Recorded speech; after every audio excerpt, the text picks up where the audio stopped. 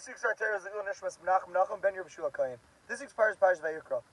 Right now, there's people sitting in Israel. There's bombs that are just dropping like nothing. There's rockets being shot, and every single time you hear a siren, I'm saying you could ask. Well, I have a bunch of friends in Israel.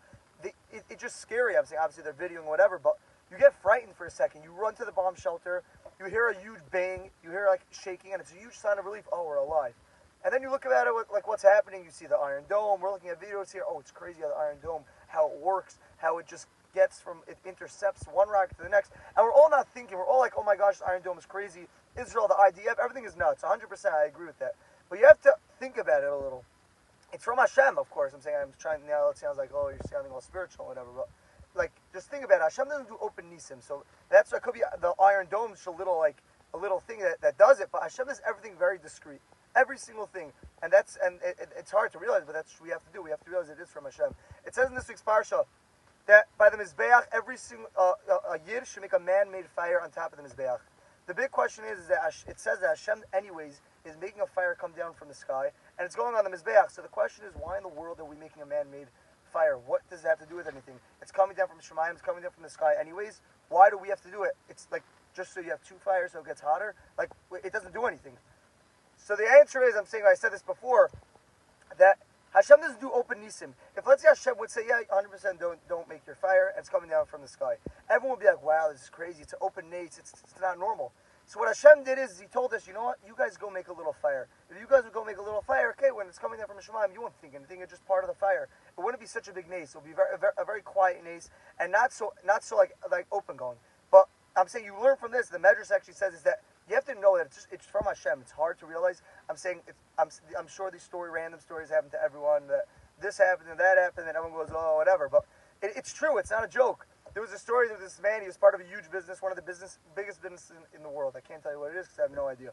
But he was dealing with one of the high businesses, and he was doing a bunch of deals. So one day he was dealing with them, and he's like, okay, we're finishing this deal. I don't know how much it is. Let's say we're going to go with, like, say, $20 million.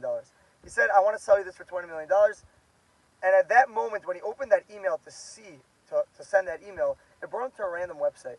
And this website wasn't some random website. It was just a website where it didn't block his filters. He had a filter and it didn't block. He didn't know what to do. So the second that happened, he left his office. He said, I don't trust myself to be in this room by myself with an open browser. He called the filter company. They said it'll be done in 5 minutes. Ended up taking 5-6 hours. They said it was the problem was bigger than we thought. And this guy, we're sorry for you missing a full day of work. This guy was, of course he was upset. He missed a full day of work. He also has to see what this company's getting back to him about. So he's freaking out, whatever. He says, you know what, it's fine. We'll see what happens. He gets his computer. He has one email. He opens that email and he sees they just said, yes, we'll do the deal. He's wondering, this is crazy. Why would they do this deal? He gave them a random price. He looks back. He sees under that email, the company went down. He said, no, actually, please sell it to us for $15 million. And he thought to himself, he's like, if they said $15 million, I'm saying $15 million is a lot of money. I would have just said yes right away. But instead, he couldn't say yes because he didn't have the email open. He couldn't reply for 6 hours, even longer because it was the next day. And then they sent another email, you know, we're due $18 million. And after 6 hours of him not answering, they said, you know, we're going to do the deal for $20 million. This guy was stunned. He didn't know what to do. He realized that he really got saved just from this little filter. I'm not saying don't go open browser, whatever. Okay, I understand it's a separate story. But what I'm saying is that right here is another place where you realize it's all from Hashem. Everything's from Hashem.